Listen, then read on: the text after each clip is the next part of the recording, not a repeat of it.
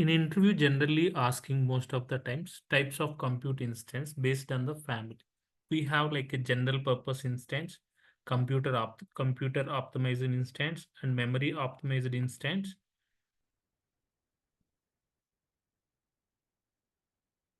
We have a storage optimized instance and accelerator optimized instance.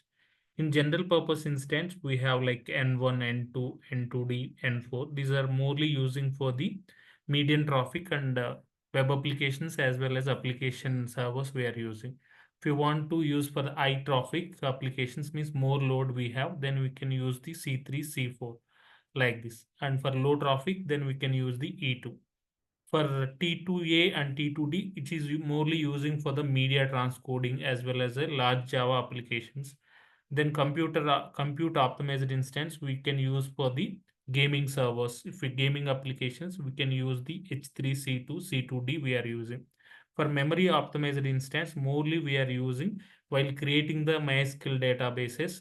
Then any databases, MySQL or PostgreSQL, then better you can use the M1, M2, M3, these type of instances we need to use. For example, if you want to use more of the block storage, then we can go with the Jet3. So then accelerator optimized instance means more of machine learning. Nowadays, more servers are using with the G2, like GPU based instances we are using. That is the accelerator optimized instance like A3, A2, G2. These are the type of instances we are using. But generally we no need to remember these all those things. Just you can remember is beginners, morely beginner don't need to remember these all those things. Generally you have to remember these are the instances types are there.